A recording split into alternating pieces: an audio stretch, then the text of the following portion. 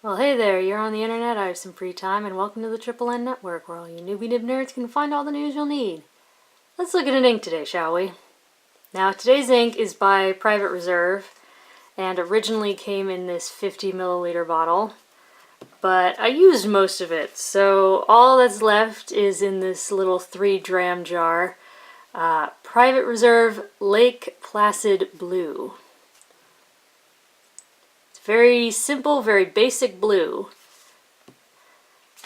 So also I wanted to show you some of my earliest paper and chromatography tests, which I did with this ink in this Hero 616 with a fine nib. And probably one of my first chromatographies. But yeah, so as I go through the tests, I'll be comparing my old stuff to my new stuff. But just to start out, just because I think this is informative, so I used an extra fine, a fine, a medium, a broad, and a 1.1 stub on this Clairefontaine paper. And yeah, so there's your little spoiler so far. Now the modern tests, as I will choose to call them, were done with these two Pilot pens. The first is a Pilot Kaküno with a medium nib. You know, these are the pens with the little smiley faces on the nibs. But yeah. And then my Pilot Vanishing Point with a broad nib. So let's check out the chromatography. You know what, let's check out all the chromatography, because as you can see, whether it's old or new, yeah, not a lot of water resistance, just flees from water. There's this little band of lavender and just sort of a medium blue, and then just the thinnest little rail of dark blue at the edge. So yep, so here's Clairefontaine 90 grams per square meter. As you can see, there's a good bit of shading, and for some reason my camera's making this look like lightning blue. It's not quite that bright. That's worrisome. Yeah, 9 seconds to dry in the Kaküno medium and 13 in the Broad Vanishing Point. Nice shading. It's a very simple, very straightforward medium blue. It's not this bright, but anyways, as you can see, there is essentially no water resistance whatsoever. Yeah, it's pretty gone. No bleed in either pens. Here's 80 grams per square meter Rhodia paper, where again you get a lot of shading. Let's look at Lake Placid, that looks beautiful. 9 seconds in the medium Kaküno, 14 in the Broad Vanishing Point, and that asterisk is there because I said no bleed, but I scrubbed just a little too hard and it came through the other side. So yeah, when you're being reasonable, you know, no bleed. Again, there's essentially no water resistance. You get a couple bits here and there, but really not much. Next is Tomoe River Paper, where again you get very beautiful shading. You definitely get a halo effect, which you can definitely see in the broad especially. You still see some nice shading in the medium. Medium was 11 seconds to dry, broad was 19.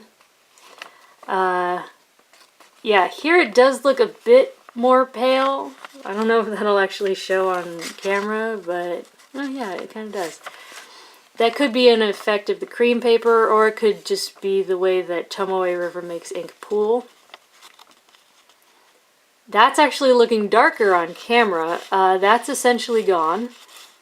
It's patchy, and here you can see the medium is really, really mostly gone. Some potential for echo. Now, here's where we're getting into the side-by-side comparisons. Now this is the old copier paper, the stuff that I really, really miss. And yeah, it's so well behaved. Look, there's no bleed, no feather, no spread. Beautiful. God, I miss this stuff. There is a little bit of water resistance because since the paper is so absorbent, it sinks in and kind of stays, but I miss this paper. But yeah, here, 3.5 seconds to dry. You definitely get spread. You definitely get some feathering and some woolliness. Yeah. Here, again, because it's steeped in, more remained, but it exploded. It feathered, and still a good bit of it is gone when you get bleed. Next is Mead Notebook Paper, where you get pretty much the same effect. There's bleed, there's feather, there's spread. Here it took 3 seconds to dry, here it took 3 seconds to dry. Yeah, water test is ugly, no matter which one you're looking at. It's not great.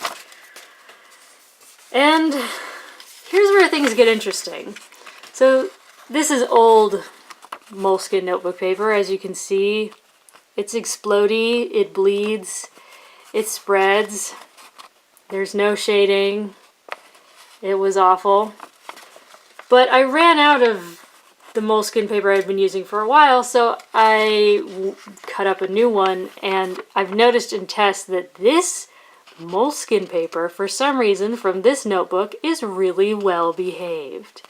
And this is partly why I hate Moleskine, is because the quality control just varies so darn much. It's... But anyways, for some reason on here, there's no bleed, feather, or spread. You get shading. 8 seconds to dry. I don't know what's going on about that. The Vanishing Point went very pale, though. Yeah. Again, it's essentially all gone. Like, the E's are showing up much more on camera. But, anyways, yeah. Look at it. God darn it.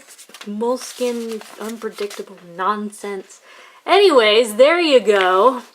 Private Reserve Lake Placid Blue comes in 50 milliliter bottles or 66 milliliter bottles. And it's a nice general medium blue.